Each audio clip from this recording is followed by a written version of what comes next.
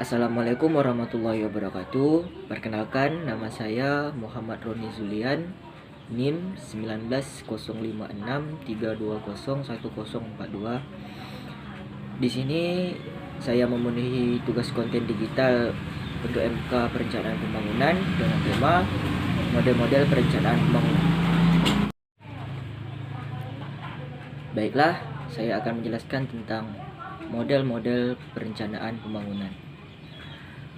Menurut Todaro 1986 dalam buku Perencanaan Pembangunan, model dan metode perencanaan pembangunan ekonomi merupakan usaha sadar diri suatu organisasi pusat untuk mempengaruhi, mengarahkan, serta dalam beberapa hal bahkan mengendalikan perubahan dalam variabel-variabel ekonomi yang utama.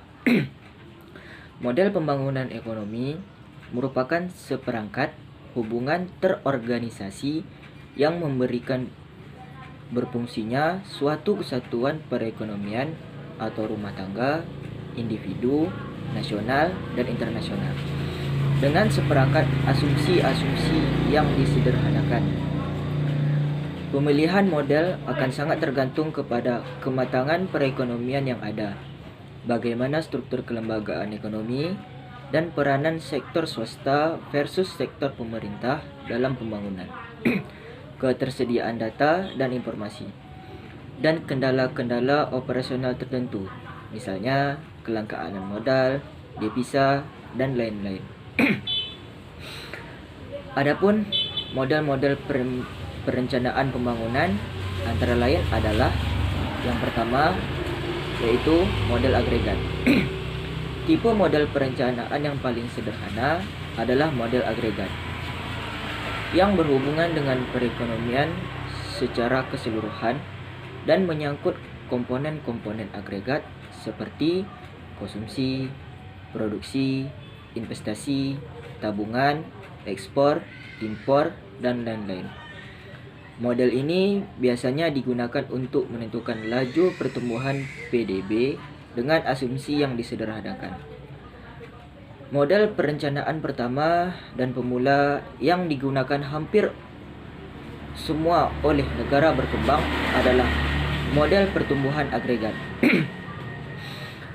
Model ini mengulas perekonomian secara keseluruhan dengan menggunakan variabel-variabel makroekonomi yang dinilai paling mempengaruhi tingkatan dan laju pertumbuhan output nasional, yaitu tabungan, investasi, cadangan modal, nilai ekspor, impor, bantuan luar negeri, dan sebagainya. Model pertumbuhan agregat ini merupakan model yang cocok untuk meramalkan pertumbuhan output atau dan mungkin juga ketenaga kerjaan dalam kurun waktu antara 3 sampai 5 tahun. Dan yang kedua adalah model input, output, dan proyeksi sektoral. Gagasan dasar pendekatan lain yang jauh lebih canggih terhadap perencanaan pembangunan menggunakan beberapa varian model antar industri atau model input-output. Pendekatan ini memperhitungkan kenyataan bahwa kegiatan ekonomi dalam sektor-sektor industri yang utama senantiasa saling berhubungan satu sama lain dalam suatu bentuk himpunan persamaan aljabar yang stimulan, yang pada akhirnya akan menunjukkan proses produksi atau teknologi yang digunakan dalam masing-masing sektor industri.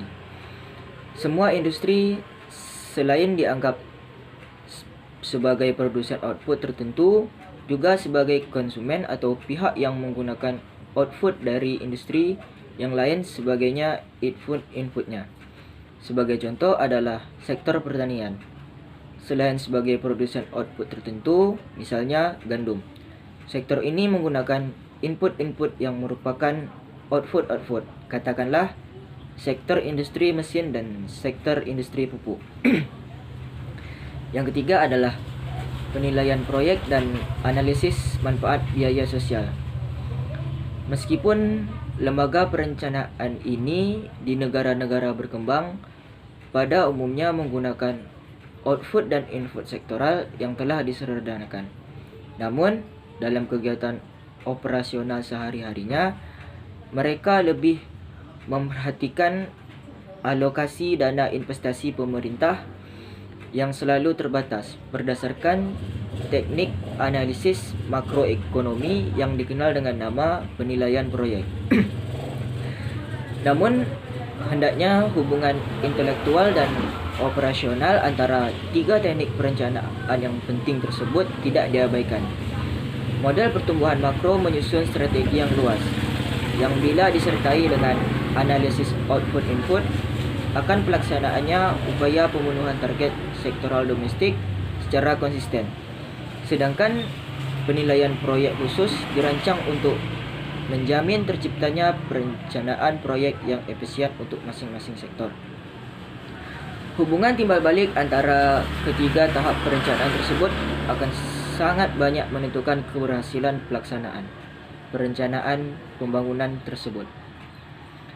Baiklah, mungkin itu saja pembicaraan saya tentang model-model perencanaan pembangunan. Mohon maaf jika ada kekurangan dan mohon maaf juga jika ada beberapa kendala, mungkin itu kondisi lingkungan yang tidak memungkinkan. Dan akhir kata saya akhiri, terima kasih. Assalamualaikum warahmatullahi wabarakatuh.